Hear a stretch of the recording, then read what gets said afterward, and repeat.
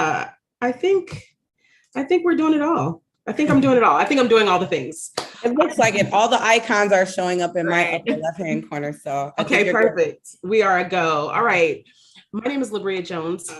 I think we're doing it all. I think I'm doing it all. I think I'm doing all the things. Sorry, I think okay, YouTube is popping up.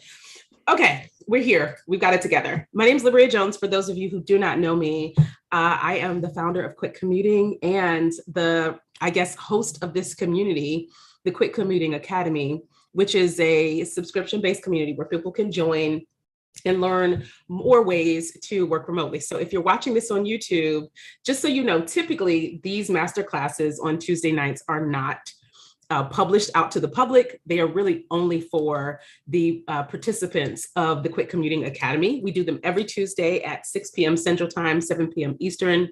And it's usually with folks that are teaching people how they can land remote work, different things that they can do to land remote work, be that how to build your resume, how to interview, or how to freelance in a certain way, or a new skill or something like that. So if you are watching this via YouTube, please feel free to join the Quit Commuting Academy. I will drop a link so that you can do that. You can join free for 14 days.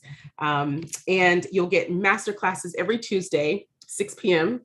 Central Time. Every Wednesday at 7 p.m. Central Time, I do a live Q&A for 30 minutes. So if you have any questions about how you can find and land remote work, or if you're stuck or you need to vent, or you just need to, curse really loud or have somebody to hang out with, that's me. I'm your girl. We can do that every Wednesday night. And then every week I post close to 100 remote jobs in the Quit Commuting Academy. And you guys have access to experts who can help you write your resume, build your LinkedIn, do all kinds of things at discounted rates, at preferred rates, because you are part of the community. And for those of you who are joining from the community, welcome back. We took a short pause so that we can go back, step back, and make sure we're delivering programming in the best way for you. So thanks for rejoining, and thank you for coming back. I want to do one more housekeeping thing and tell you what's on deck for July, right? So we've got some really exciting masterclasses this month. Today's masterclass, I'm super excited about it, because this is really more like a show and prove, right? So I talk about remote work all the time. I talk about the fact that it's available to people. And what I really like to do is prove that to you by introducing you to people that I know who are doing it in real life. And so tonight's masterclass will be you guys meeting people that work remotely in several different ways. And these are just 3 of my friends that do it. I have a multitude of friends that work remotely. And so I just want you to know that it happens for real. There are actual people that do this. And a lot of us worked in offices at some point. So that's tonight's masterclass. Next week on Tuesday, you're stuck with me. I'm going to talk to you about what's keeping you from landing remote work. And it's not the things that you guys think that, it is, right? So I'm going to talk through some of the roadblocks that people are having and how to get past those roadblocks to get remote work. And then on the 19th, we are doing a session on how to navigate the job search. And someone from Flex Jobs, which is a remote job board, is coming to host that. Tony Frana, my girl Tony Frana from Flex Jobs, is coming to show you how to navigate your job search. And then on the 26th, Shakira Watson is coming to talk to you and break down the anatomy of a job posting. Because I don't know when's the last time y'all applied for a job. Those job postings are intense. There's so much in those job postings. And so really just want to give you guys tools to, step back and understand what you're looking at, what you're looking for, what's going to be important for those job postings, what you need to have in your resume based on those job postings, and how to find red flags. Right? Like, they said jack of all trades. Never mind. So that will be the masterclass the last week of this month. And again, every Wednesday, you guys get to come hang out with me and do a live Q&A. All right. So that's the schedule for July. Really, really excited about this session and really excited about all the programming that we have for this month. Again, if you're watching this on YouTube and you'd like to join, I will drop the link momentarily and you can come through. In the meantime, let's get today started. Let's get today started. I do want to say hello to the folks that have joined: Crystal, Dee, Dolores, Elizabeth, Michelle, Zakia, Andrielle. I hope I said that right. Andrielle Thomas. Welcome. Good to see you guys. I'm going to have my good friends introduce themselves. So let's start with Amber, my coworker. This is actually my coworker. Yes. Amber, introduce yourself. Tell the people, your name, where you live, and where you work. Yeah, absolutely. Who goes next? All right, awesome. Well, hello everyone. So happy that Liberty asked me to join. So my name is Amber Childs. I am based out of Charlotte, North Carolina. Been there, 20 years now. Love the city. I work at Amplify with Libria as a senior project manager. So dealing with the same kind of stuff, different clients, different practices, a bunch of different things, but I am 100% remote and I love it. So I will pick Dawn next. Another fellow Amber Dawn. I was going to say this. I'll be going by Dawn this evening, but I am a fellow Amber. Also a remote worker. Have been 100% remote for 2+ years now. And I'm a freelancer, so I am not an employee, and I run two different facets to my own business. One is online business management, and the other is events. I've been shifting a lot more towards the events as the world has opened up a bit more. Yeah, and that's me. I guess I will pass it to Layla. Hey, everybody. My name is Laila, and I have been remote for semi-remote since probably 2018, but I've been full-time remote now since 2020 when COVID happened. And I'm currently based right now working from Turkey. And I'm in program management for a fintech company. Excellent. This is wonderful. So I love that, you guys have a breadth of experience, a breadth of ways to work remotely. I love bringing folks from freelance in here because I think it's something people don't think about very often. And so just so you guys know, I have been working remotely on and off since 2008 in a bunch of different roles. So I started out my remote career in customer service, doing it from home and then part-time, and then moved into freelancing myself. So I've worked remotely in every way there is to work remotely, for a W-2 employee, as a freelancer, as a business owner, and I've even convinced my employer to let me work remotely. I'm just going to say I paved the way for Ample, because when I got to Amplify, we weren't really doing remote work. But in my interview, that was my first question. Do you care where I work? And so I have a few questions for these folks. I'm going to ask them some questions, just things that I know are going to be important for you to understand and know in your journey to getting to remote work. I want you to know how they got here, what they do, how they got these jobs, how they started freelancing, stuff like that. But I do want to encourage you to ask questions as well. So if you drop questions in the chat, I will be sure to bubble those questions up to my good friends here. But I have a list of questions that I'll ask as well. So starting with, how did you get your remote job? I'm going to start with my coworker, Amber. And she didn't mention this, but what we do at Amplify is we do software consulting. We help companies implement software that they use to manage their data. We basically make it easier for you to shop online. Yes. That's what I always tell people. Yeah. So my story is a little non-traditional. I started off as a librarian, so I was definitely in a library. I decided that was not it for me. I loved the work, but I had a lot of student loan debt, and being a librarian does not pay all those bills, unfortunately. So I moved over into working for a small corporate buying group, helping them implement a very specific piece of software. And from there, I got really fed up. I told them that I wanted to work remotely. They told me it would never happen. I said, I'll prove you wrong. And so I actually went on Upwork and applied for a job. Didn't know it was remote at the time, just wanted to get out of that, kind of toxic work environment. Was able to get into the consulting field. So still in software implementation, just with another company. And they said it was going to be 100% remote. So this was back in 2017. Worked for them, decided I wanted to move more into project management, and then moved over to Amplify. So when I started and applied at Amplify, I was like, I want to continue to work remotely. I don't necessarily want to work from anywhere. I want to be, in Charlotte. And they said, absolutely no problem. So thank you to Libria for that. But I think, I started off in an office, didn't want to do it, didn't love it. My commute was really long. Charlotte traffic is horrible. And so I just, I will make a way. And I think also being told that I couldn't do it, I had to do it. So yeah. Well, listen, being told no is definitely a huge motivator to lean in anyway. I love your story specifically, Amber, because you came into project management. And I'm just going to go ahead and say that Amber is one of our best project managers. She's very highly esteemed and very highly revered across the organization. And so I think it's so important to say that, because she said her background was librarian. And so many people come to me like, I want to get into project management, but I've never been a project manager. I don't have that background. And so we'll get to this probably later, but it's so important that you know that what you're doing today does not dictate what you do tomorrow, right? You can always transition. You can always make new choices. You can always reinvent yourself and do new things. Just because you've never had the title of project manager doesn't mean that you can't move into that role. And it also definitely doesn't mean you can't kill it, because Amber has definitely been killing it. So appreciate that, Amber. And I'd also call out that it's been a huge unlock for Amplify to allow hiring from all over the US, right? Because we've got some amazing talent that's not located where our headquarters is. You know, our headquarters is in Atlanta, Dallas really, but operationally, most of our employees are in Atlanta. And some of our best employees are not located in Atlanta or in Dallas. They're all over the place. I mean, heck, I'm in Tulsa right now. So it's just been a huge unlock. So thanks for sharing that, Amber. I really, really love your story. I'm gonna head over to Dawn. How'd you get into freelance? Actually, you know what? I'm coming back to you. I'm going to Layla first. How did you get your job? How did you land that job?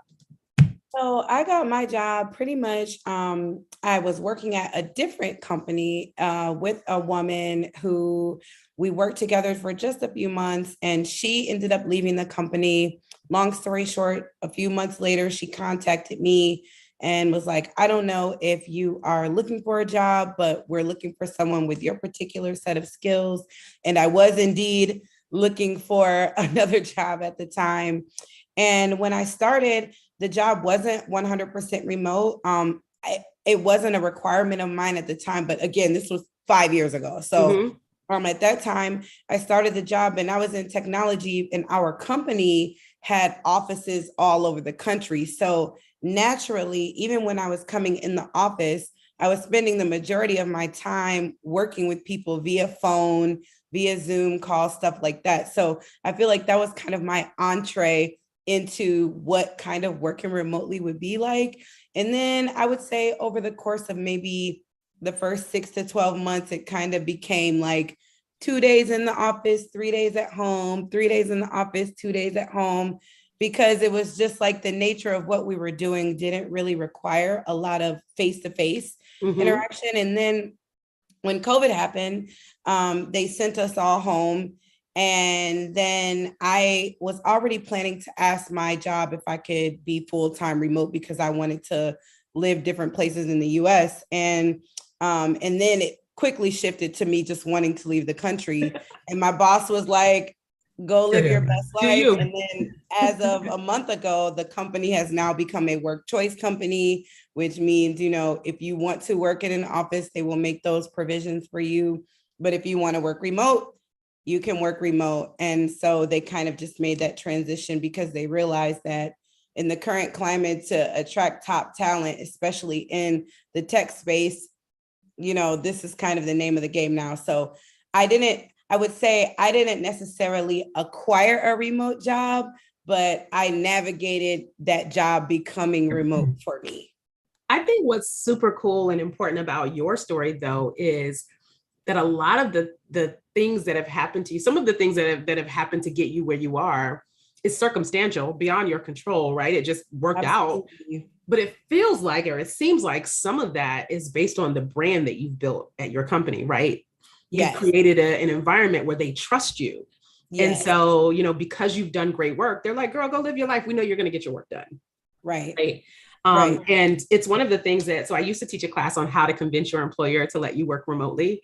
And one of the most important things that I talked about there is brand equity, right? So your brand is what people think about you when your name is said in rooms that you're not in.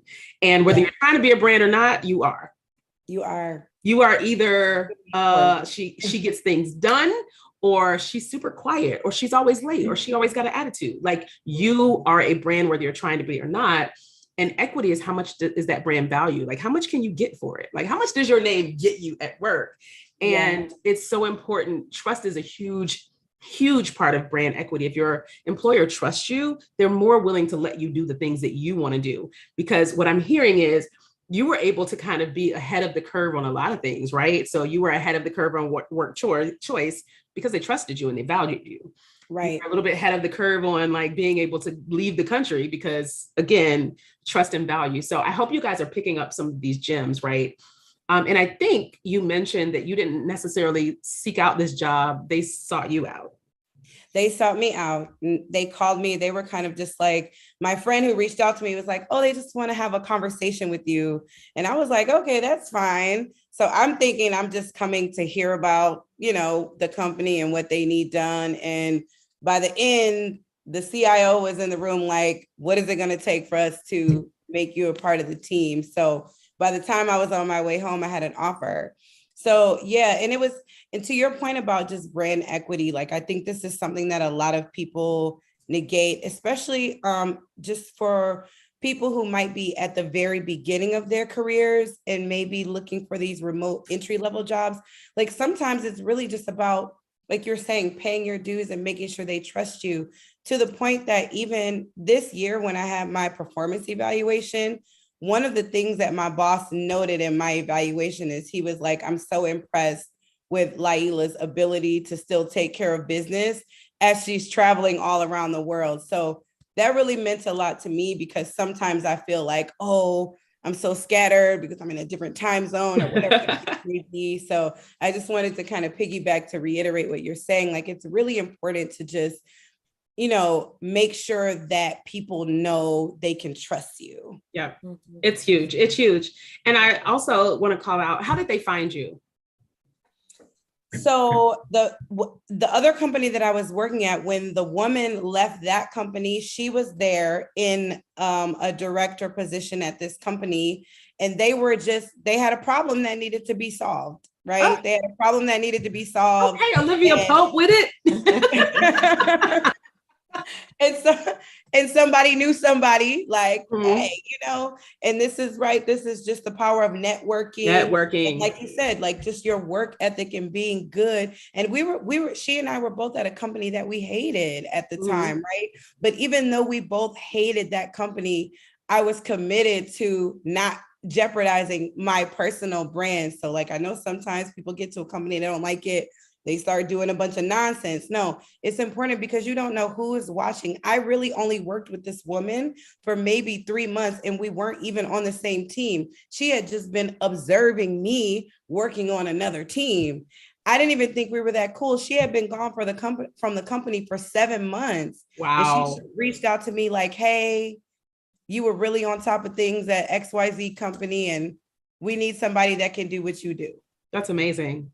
That's amazing. I love this. I'm very grateful. Guys, I'm very grateful. Yeah. Networking, like, even if you don't like it here, let's do the work, right? Let's not sully our good names. I love this. So before I go over to our freelancer, I'll tell how I got my job. The CEO of the company reached out to me on LinkedIn, didn't apply for the job, never heard of the company, didn't even know they were hiring. I was minding my business, had just got back from a year abroad. And was working at a not big four consulting firm, but a different consulting firm, major consulting firm, and got an inbox on my LinkedIn. And I'm going to tell you this because if you do not have your LinkedIn up to date, please update it and make sure. The great thing about LinkedIn is it's got so much more space than a resume has, right? So you can fill that thing with all the keywords that are necessary. And just like you're looking for jobs, recruiters are looking for people. Right. So you're doing searches trying to find a job, and they're doing searches trying to find people.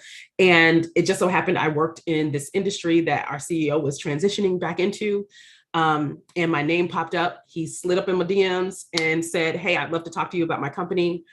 And I got on the phone with him, and back to this networking thing. He had just hired 2 people that I used to work with at a previous company.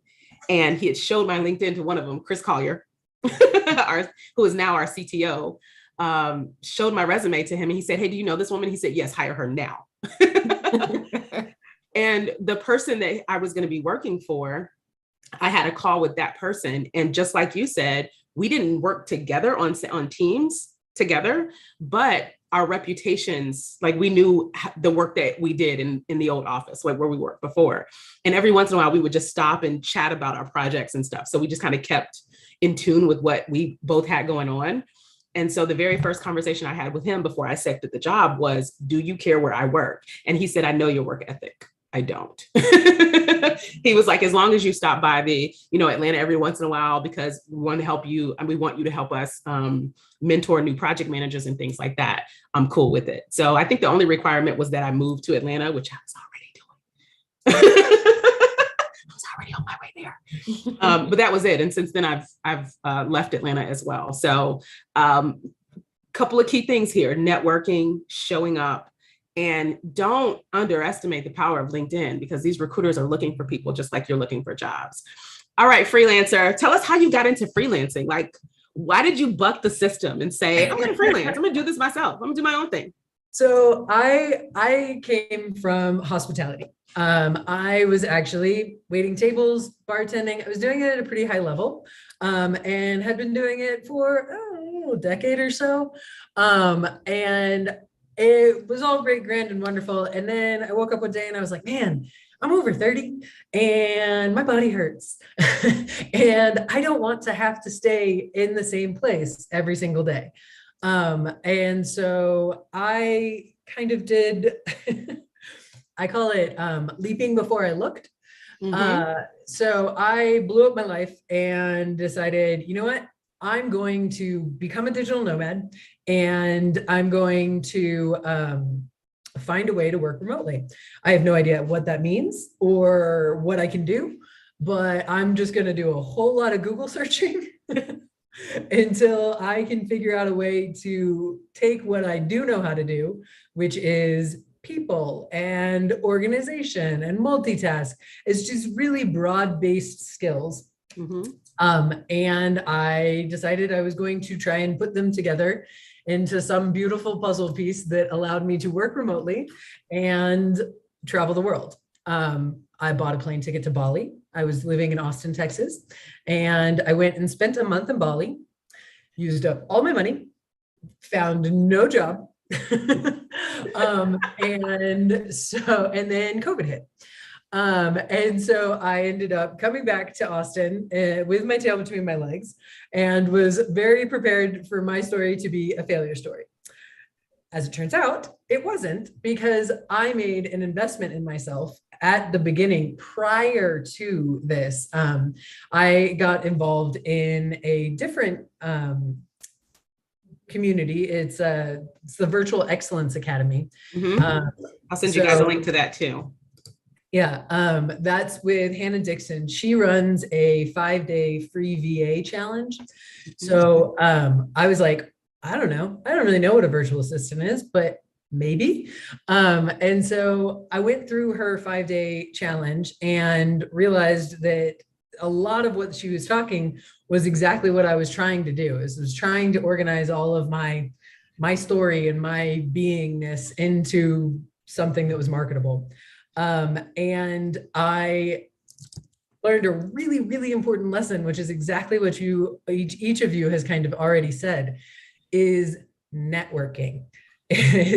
So what I did, and where I got my first remote job, or I guess remote project, it's a little different with the terminology when you're doing freelance and independent contractor. But I just reached out to everybody I knew already from my life who had businesses. And I said, hey, I just launched my virtual assistant business. Hadn't done that yet. And I'm offering these things. Do you think these are the kind of things that people like you would think would work? And I got 3 jobs just from that. Before I had even bought into the program, I was offering simple things, social media management. That was my gateway drug. That's where I started, and I worked for e-commerce brands, which I had some experience from the past working like waiting tables and bartending at events for e-commerce. So I had connected with some of these people. And so I got a job doing that and sort of just learned as I went. That expanded into, I started developing influencer marketing campaigns.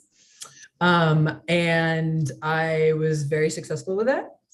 And expanded into other e-commerce brands through word of mouth. Again, it's with the networking is if you appear, if you show up, people see you, and then it expands. That trickled through, and eventually just literally through word of mouth, I have acquired every single one of my clients. There's a few that I've gotten through some job forums, Hannah Dixon's job forum. But by and large, it's literally been one client connects me to the next client, connects me to the next client. And I've just refined my services as time went on.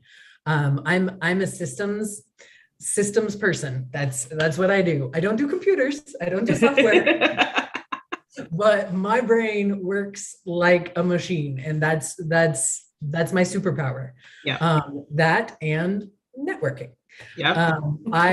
That's always been what, it's like I can systematize and strategize with the best of them. And I can sit at a cocktail party and be the most interesting person you're going to talk to all night. And those two things combine together to be events and online business management. Here's what's cool about this. Okay. So first thing I'm going to ask you guys is, would you ever see yourself making that kind of leap without like knowing or feeling completely confident that you know what the end is? I'm going to buy a ticket to Bali. I'm going to quit my job and buy a ticket to Bali. Like, drop a note in the comments. Say yes or no in the comments if that's something you would be down to do. Okay. That's my first question.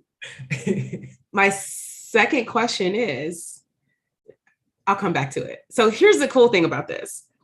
You made this huge, bold decision, right? That a lot of people wouldn't feel comfortable making.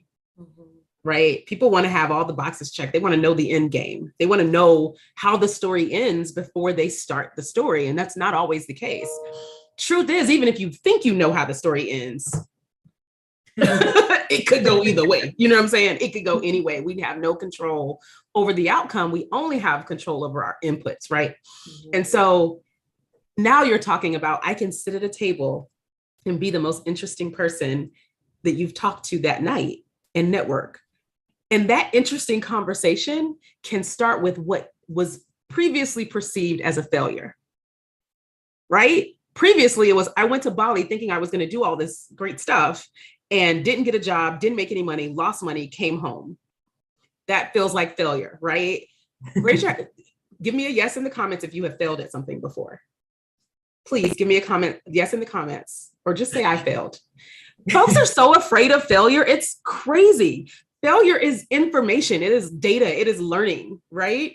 And so this quote unquote failure is now gets to be the thing that sparks people's interest when you start networking and driving them to a conversation of, oh, you want to hire me, right? Right? So guys, don't let failure be the thing that scares you. It's really usually just information. It's a data point. It tells you which direction to go in. It tells you either crank it up, turn it down, or pivot to a different way. That's all failure really does. It is a data point. It is just information. So I love that you carved your own path. The thing I love about virtual assistant work, and I'll even say operations work in general, right? So is that it's so flexible from a standpoint of you could do it as a W-2 employee if you wanted to, right? You could do it as a freelancer, which is what you're doing, going out and getting your own clients. You can also do it as a contractor for companies that bring contractors in and then they go and get clients, right? And so they just bring the two together. So, and you get to decide how flexible you want to be. So if you want a super level of flexibility and you're saying, you know what, I only want to work a few months out of the year, or I don't only want to work, 10 hours a week, then freelancing is the way to go. Because you can say, this is how many clients I'll take on, right? This is my capacity to take on clients. And I want to be able to travel the world. So you don't have to worry about saying, I'm going to try to find a company that's down with that. You say, I'm going to freelance and I'll get clients. And this is how we work, period. Right. And so that's one of the things I love about virtual assistant operations. And the other thing I love about it is it's a great field to transition into. Right? Because there's so many options. Like you said, you started out doing social media management and folks are always like, I don't have any skills. I can't work remotely. The fact that you are on this live lets me know you have skills to work remotely, right? There are people who get paid to literally comment on folks' social media.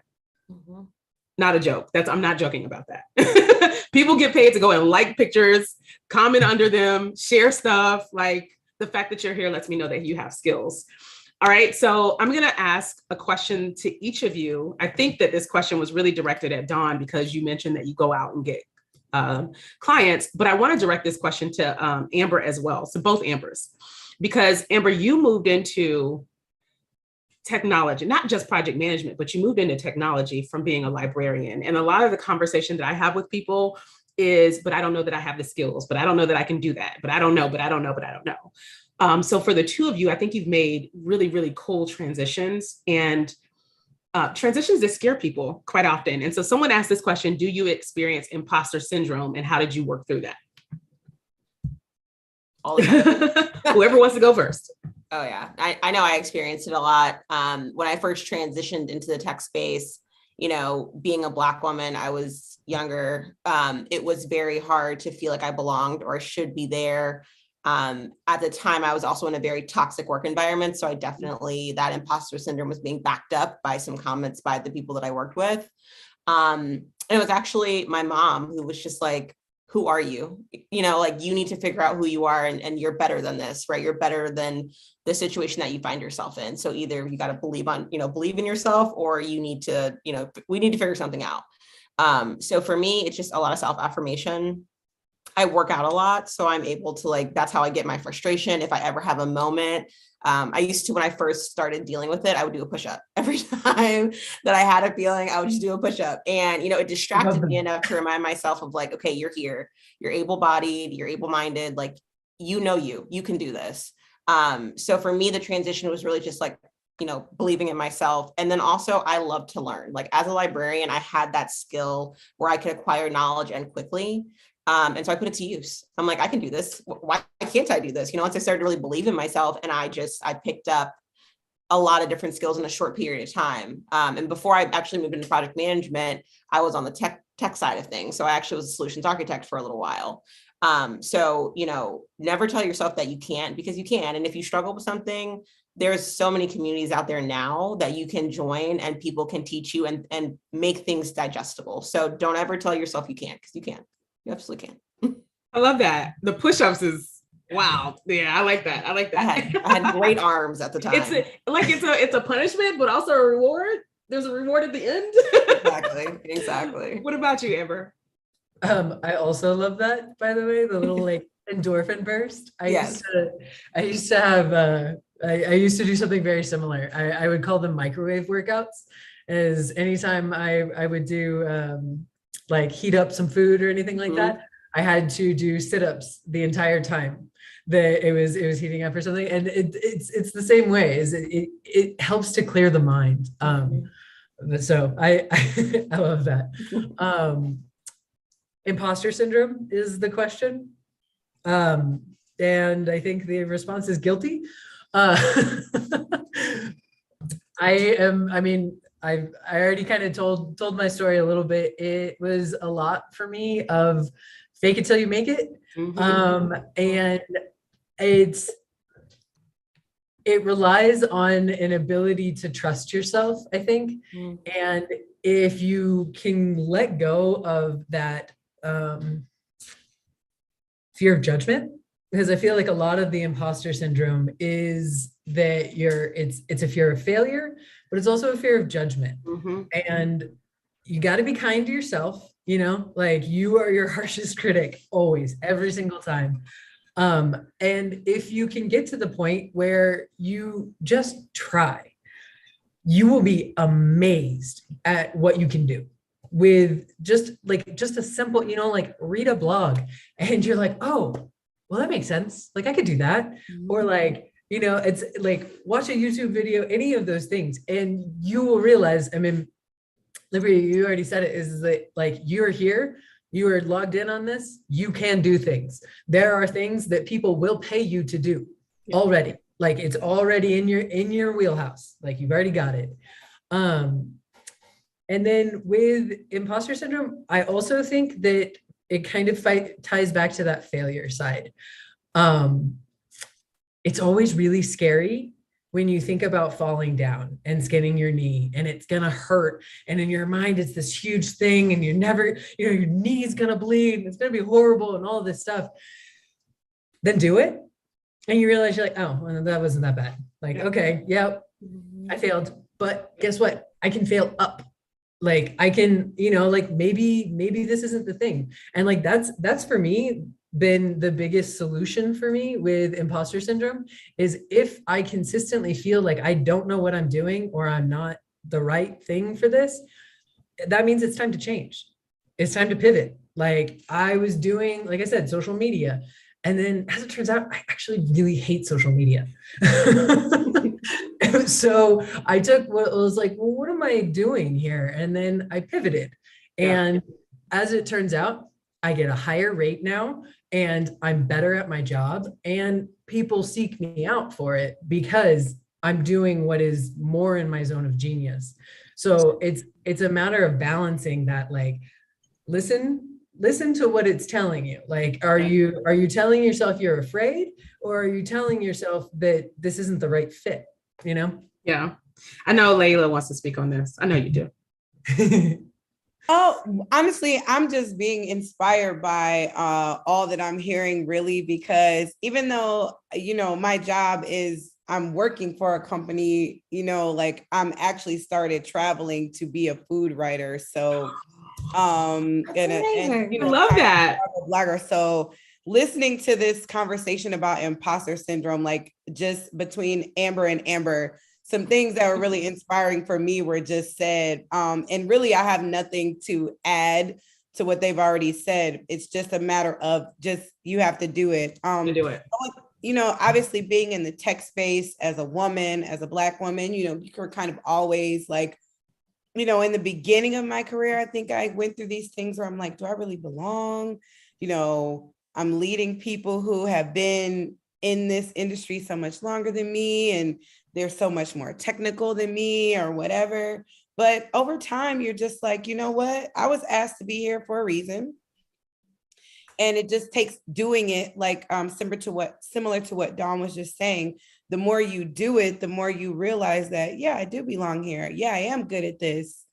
And sometimes it does take the affirmation from other people, but sometimes it's just continuing to reassure yourself that, like, yeah, I belong here. This is my thing. This is my lane. Yeah. So yeah. Something, I don't know if you guys, I'm going to throw this out there. I almost wish it wasn't called imposter syndrome, because that gives the connotation that it is for specific people, that it only happens to some people, right? Like it's an illness or a disease or something that only some people are afflicted with. And the truth is, pretty much everybody feels out of place and out of their depth at some point. If you think about the person that you admire the most in the world, take it all the way to Oprah. There are times when they're trying something new or reaching the next level and they're wondering, am I in over my head? Have I passed my depth? What the hell am I doing? Who do I think I am? Those are the questions we always ask ourselves. And so I always want to encourage folks to just keep in mind, you're not the only one. You're not the only one questioning yourself if you're making the right decisions, if you're doing the right things, if you're in the right places. And the truth is, you won't know the answer to that until you move in those spaces. You have no idea if you're in the right place yet, right? Because you just got there. So, the truth is, everything that we know today, we didn't know at some point, and we didn't learn it until we started doing it. And so it is okay to feel uncomfortable. I think we live in a society now where we're trying so hard to eradicate discomfort. It is okay to be uncomfortable. That's where you grow, right? Yeah. So imposter syndrome is not an illness. It is a natural feeling of discomfort when you are pushing yourself to be more, better, greater than you already were. So let's not run from that. Let's embrace that. Okay. That's what I'm gonna say. That's a gem. I love it. Yeah. I also want people to start doing things like keep a log of your accomplishments. You might need to remind yourself of why you showed up here, right? So I just moved into a new role in February that I've been running from for 2 years, right? And I felt very uncomfortable. Laugh at me, Amber. You're so good at it, though. She's got inside information. And I've been running from this because it was a space I didn't feel comfortable in. And our CEO was like, Libria, what are you talking about? You would be great at this. And it was a moment where I had to step back and tell myself, the fact that you're uncomfortable is exactly why you should do it. right? Because what you're doing now, you've done for 10 years. It's time to learn something else. It is okay to be uncomfortable, y'all. It really is. I promise. You'll be fine. So the other thing I want to do is ask you guys some questions specific to the type of work you do, benefits, pay, the things that are myths that people have about working remotely. People have a lot of myths about working remotely. Things like you don't get benefits, right? So you'll miss out on having benefits if you work remotely. So I'll start with, I'm going to start with my employees, my fellow employees, W-2 employees first. And then because Amber Dawn, yours is going to be a little bit more interesting, right? Because it's something you have to own yourself. But let's dispel this myth right now that if I work remotely, I'm going to have to trade benefits and pay, right? I'm going to have to take a pay cut and I'm not going to get benefits. I see that face because listen, not only do I have bills, a child, I also have financial goals. So nah. Go ahead, Amber, we'll start with you. Absolutely. You know how I feel about that. No, we have benefits. My salary was competitive from the moment that I stepped through the door. I knew what I was worth. I did a ton of research, and fortunately, being a librarian, I did have access to certain databases and things that other people may not have. So when I came with facts, right? I said, this is what I'm worth. I know what I'm worth. I've got these years of experience. I've got this education. This is what I want. This is where I want to be. I have pretty regular conversations about, my boss with where I plan to be in the next 5 years. In terms of benefits, we have excellent benefits, which I think we're working on kind of continuously improving them, which is, I appreciate, but I get medical, dental, vision, all that kind of stuff. PTO, which take your PTO. Have boundaries at work, be better than me. We have all those different kind of things, networking opportunities. So we've kind of got the full range, 401k of benefits that you can take advantage of, and you have options. So it's not like with some smaller companies, and even some bigger companies, you can only have maybe like 3 health options, right?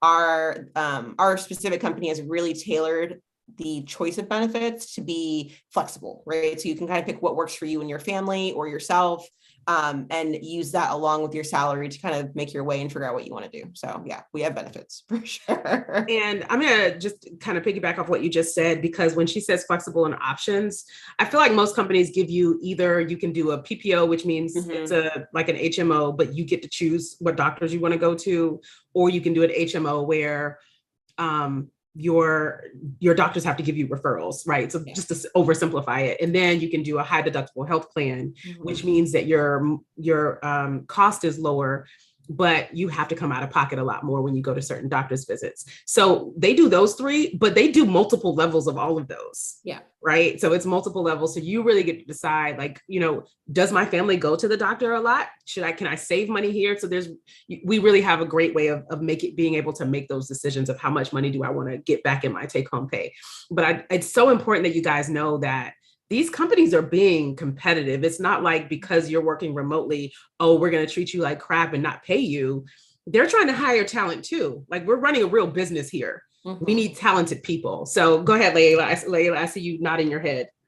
Yeah. So, I guess the first thing I would probably say is, I think that this probably varies, to some extent from state to state, industry to industry, role to role, right? But I will just speak for me. So like I would say the top 3 benefits that I love at my company, other than the fact that they pay excellent. We are a work choice company, which means if you want to go into the office, you can. If you don't have to. We have unlimited PTO. And they just implemented what's called Zen Spend, which is basically a stipend of money that they give you every year to spend on whatever makes you feel well. So if I like it. That's cute. I spent my Zen Spend on a resort in Belize. That would make me feel well. Other folks spend their Zen Spend on an Apple Watch or whatever they want. So, and in addition to having full scale health, dental, vision, 401k matching, and competitive salary pay. So I think it's just a matter of mainly what Amber was saying is that people need to be armed with information.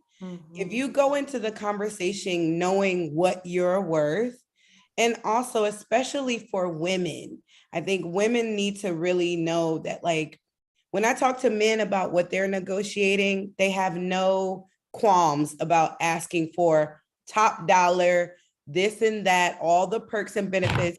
And women be like, well, the job description said I needed to have this, and I don't really have that. And I've only been, no. Like, know what it's supposed to be and ask for it. So, no, and I don't think, when our company became full-time remote or fully remote for people who want to remain fully remote, this is one of the questions that came up from a lot of people wondering, like, oh, are we suddenly not going to get the bonuses that we used to get? Are they going to not give us the raises that they used to give us? Because now, we're not like all these reasons that could factor in that maybe a company would be justified in doing that. But our company really assured us that, like, no, we're paying you based on talent and value that you add. And for most progressive companies that are really trying to be competitive in whatever space they're in, I would think that that would be the case. If they want to retain top talent in 2022 and beyond, most companies know that they're going to have to come with the complete package for people. Come with these coins. Yeah. So you're right. It does vary from company to company. And let's be clear, that is the case for brick and mortar places as well, right? So, if we use Home Depot and Lowe's as an example, Home Depot and Lowe's may not pay the same, or they may, right? Home Depot and Target may or may not pay the same. So it always varies company to company, role to role, location to location. And I just want you guys to be clear that it's not worse just because it's remote. It's pretty much the same concept as if you were applying anywhere else. It depends on the company. It depends on the type of job. It depends on location, depends on a number of things. So don't get it in your head that because it's remote, you get paid less. That's not true. I actually increased my salary moving remote. I actually thought this at one point too. So back in the day when I was working at another company back in 2013, one of my friends worked remotely and he said, and I had gotten into the six figures and I was like, okay, this is nice. And my friend said, hey, you should come work at my company. They pay project managers to work remotely. Like we hire project managers remotely. And I was like, ain't no way I'm gonna get six figures to work remotely. Just ain't no way. I just don't think it's gonna happen. And I had decided that, so I didn't reach out to him. Can you imagine how many times we decide something like based on an assumption and we make decisions based on that assumption? And so finally I asked myself, is it true? Like, I don't even know. I never even asked. We make these assumptions and boom, that's it. We're done. So I was like, maybe I should ask. I'm gonna ask. So I asked him, I said, what's the pay range for project managers? Y'all, it was more. It was more than I already made. It was more. So yeah, I left. So again, I think you guys, these myths are all assumptions. You need to ask yourself, is it true? Do I know if this is true? And don't let that be the thing that stops you. Okay. And to Layla's point, there are a lot of remote first companies that have been remote first since before the pandemic that have very creative benefits, right? So some of them will do things like the Zen spin, and some of them I know a company that has minimum PTO. Like you are required to take PTO every year. Like on a minimum basis, you have to take this much PTO. I know companies that do a sabbatical every few years. Like they'll pay for you to go do something for a month or something like that. A lot of these companies are super creative with their compensation and their benefits. So let's talk a little bit about compensation and benefits in your world. Like, what is it like for a freelancer? People are always like, but I don't want to be a freelancer because I need stability, which is also a myth. Whole nother masterclass though. I'm gonna ask everybody to trade the word stability for consistency, because that's what you're really asking for. Because no job is fully stable. Anything could happen, right? So back over to you. How do people feel confident about compensation and benefits for them as a freelancer? Like, what do you do? Well, I would say research is super important, because I think that what the story you told about the project manager rates and like this being a myth that you're actually going to get paid less as a freelancer or any of that. that's completely untrue because indeed, freelancing, independent contracting does not frequently come with benefits or retirement or any of those things. It also, fun fact, which I took a little while to figure out, it doesn't come with paying your taxes. There are a lot of kind of intricacies and specifics that you do need to educate yourself on. Yep. And do need to do the research. But that being said, when I set my rates, and like this is it's kind of been said a little bit before, but you choose your value. And that is so incredibly true. It's true in professional world at all, but it's especially true in the freelance world. Nobody's gonna you're not gonna say, hey, I want X amount, and somebody's gonna be like, well, I want to pay you more than that. Nobody's gonna said no one ever. Though I have had conversations where I said, this is my rate, and somebody came back and this was a super big learning experience for me. They came back at me. And it was somebody I was trying, this was my highest ticket offer. I was like, I've never sold anything for this much money. And I was already pushing my boundaries. I had quadrupled the price, this is the so big price. And he came back at me and he goes, so I know you're amazing. I've worked with you before. Why do you charge so little? You're charging like a tenth the price of anybody else. Wow. And I was like, okay, that's a little harsh. Because I thought, but we need to know that. Women especially need to know that we are not being outrageous when we ask for stuff. And I can guarantee you that no matter what the price you're asking, like 10x it. It's the out of this world offer that you don't realize that you would ever be able to get. But worst case scenario, somebody's always just going to say, no, that's too much. Here's what I can offer. That's what you're trying to get at is what, okay, so this is my out of this world offer. What's yours?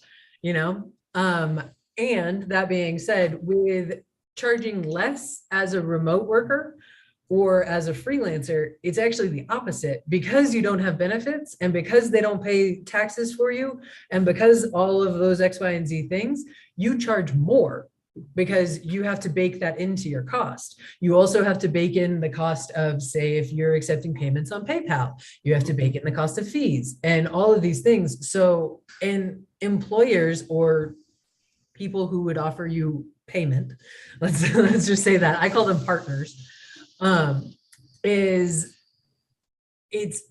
they know that if they're going with an independent contractor, they know that their business is already saving money by not offering you those things. Mm-hmm.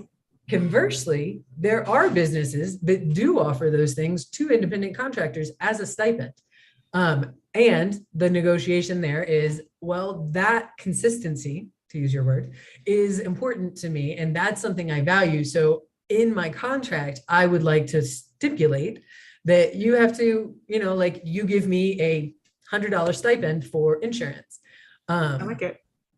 And that's something that is, so some people like myself, I am both a remote worker and a digital nomad. So I literally change countries every month or two and have for the past 2 years.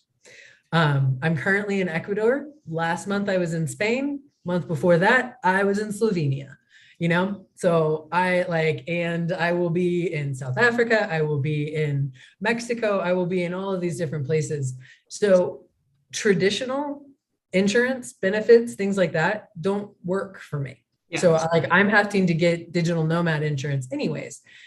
It doesn't benefit me to have an employer offer me, benefits that I can only use in Texas. Yep. Exactly. I'm glad you called that out. So this brings me to a little commercial break.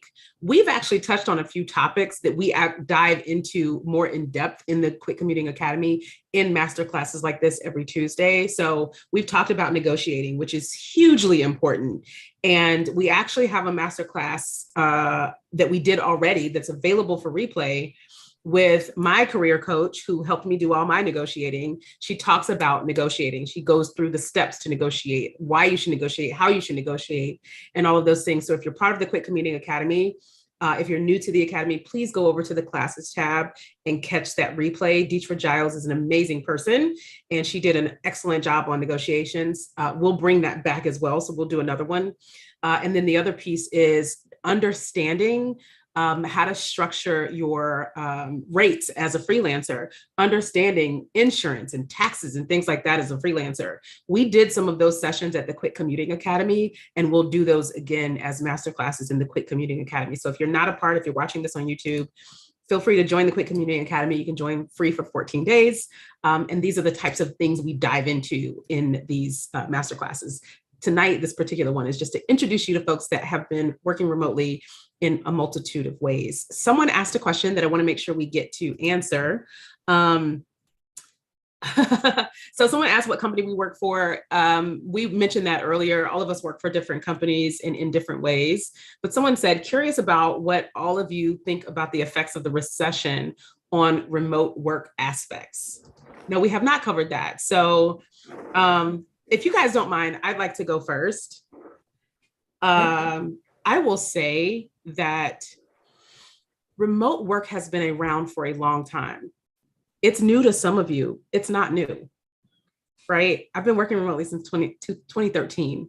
I've been teaching people to land remote work since 2015, right? So I've been doing this for a very long time, and there are remote first companies that have been remote for a long time, right? It just happened to be an onslaught of new stuff during the pandemic because a lot of companies were forced to go remote and was like, oh, this is cool. Let's keep doing it, right? So just so you know.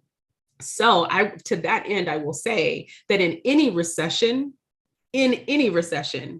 employment overall tends to slow down overall. That is a very general statement. And so that ain't specific to remote work, right? That's just the job market in general. We are also coming out of a position where it was an employer's market, employees market, right? Where people were playing musical chairs and getting up and leaving jobs left and right. And so just like the housing market, that has cycles, right? So it was a seller's market and everybody that was going to buy a house bought a house. And so now that slows down. So now we're in a cycle where jobs in general are slowing down in general. That does not mean they've disappeared. Companies are still hiring, and there's a lot of companies that are quote unquote recession proof and thrive in recessions. So don't let that be the thing. Don't let the words of recession be the thing that scare you away from, seeking out your objectives to work remotely.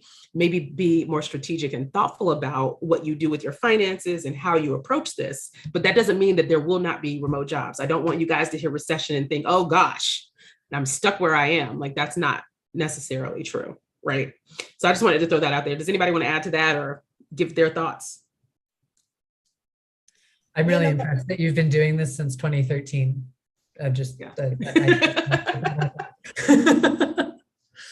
only other thing I would add to that is, to think about the whole landscape of things as if we are really truly going into a recession, right? Companies are always looking at ways to cut costs.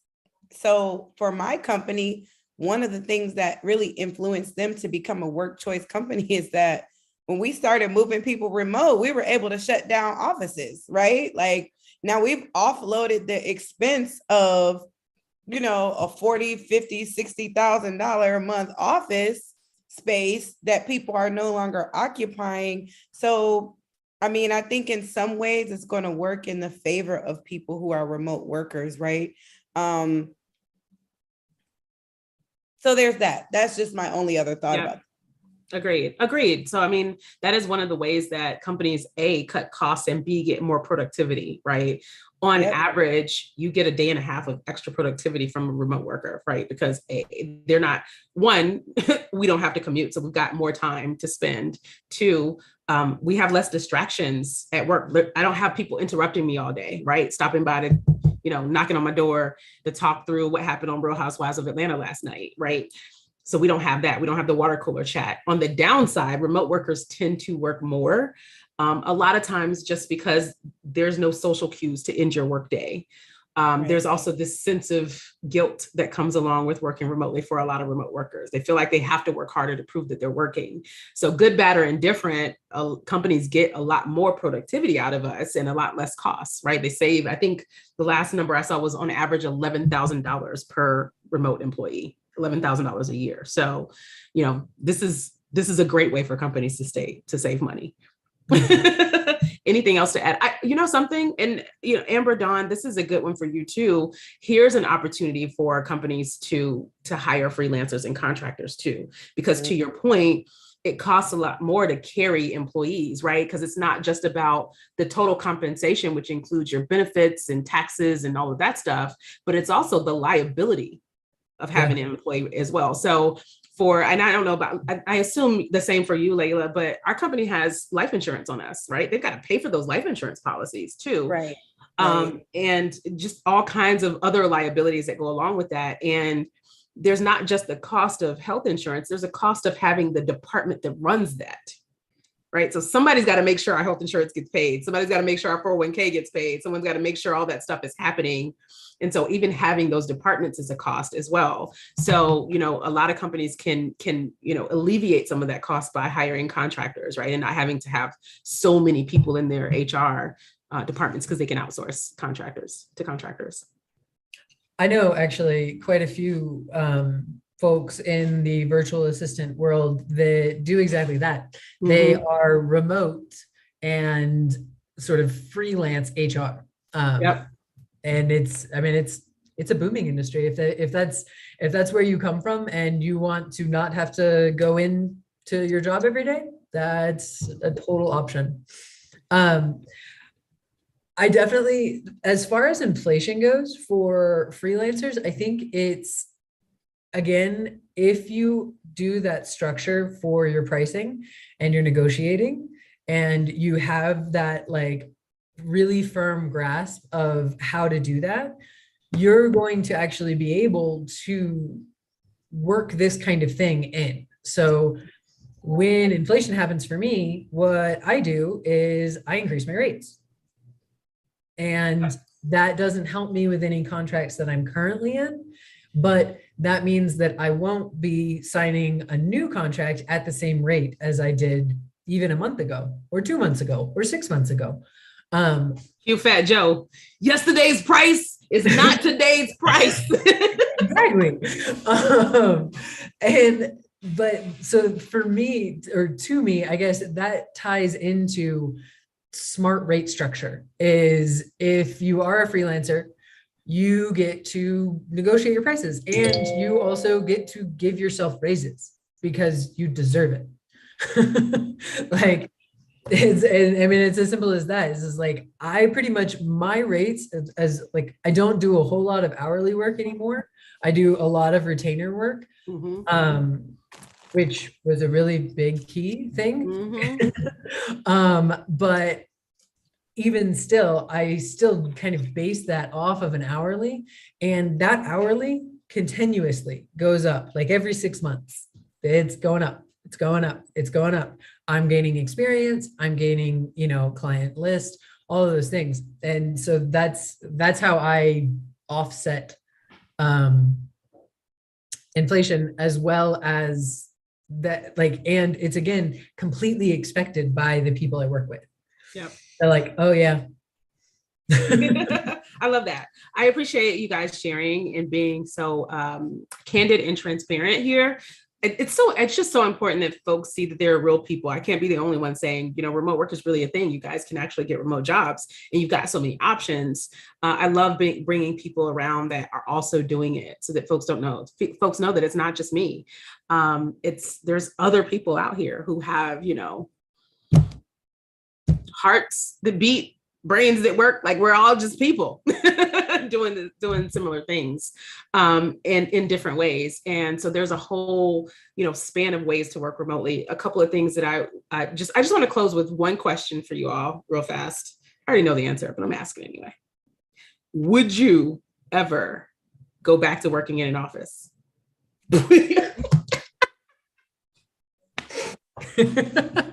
Full time? No.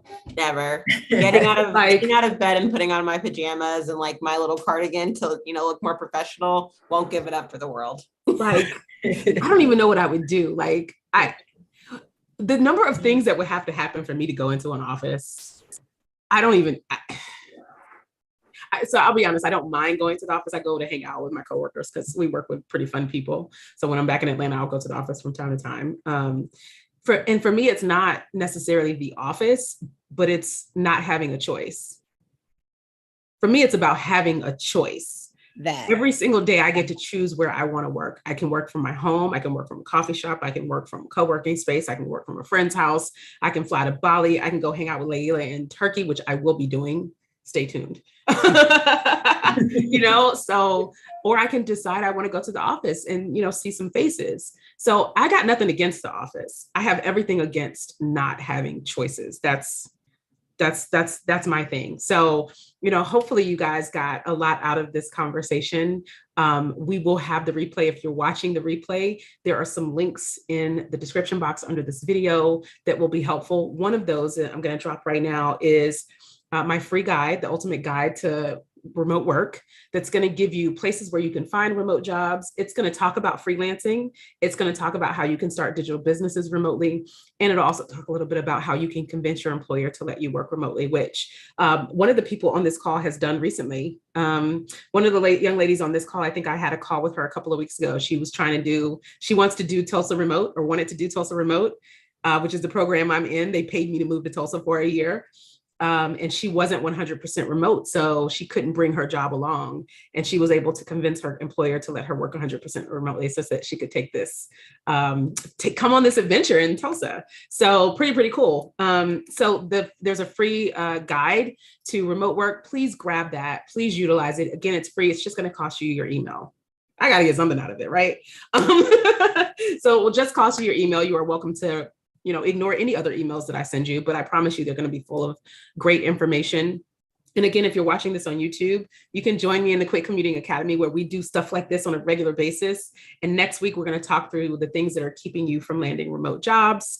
And then we have a couple of conversations about how you find remote jobs, like where are the best places to look, and the anatomy of a job posting.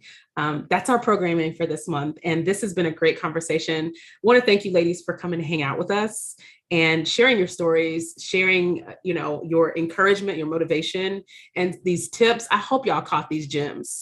I hope y'all heard Layla say, negotiate, because that's what the men folk are doing. I hope you heard her say, apply for these jobs. You don't have to meet all of the qualifications. I hope you heard Amber, my coworker Amber, say, come prepared and come armed with information. I hope you also heard her call out that she transitioned into IT project management from a librarian, right? I hope you heard Amber Dawn say that you have options outside of W-2 work.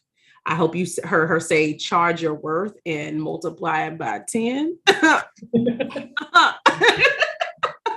I hope you all heard us say that what's really important is that you own your brand, right? And it can get you a lot if you lean into that and do great work. Start with that. Start with doing great work, believing in yourself and investing in yourself. So this has been awesome. Thank y'all. Thank so you. much. Thank you. Pleasure. Thank Thanks, you. guys. This is awesome. Yeah. Have a great Tuesday night. Bye, everybody.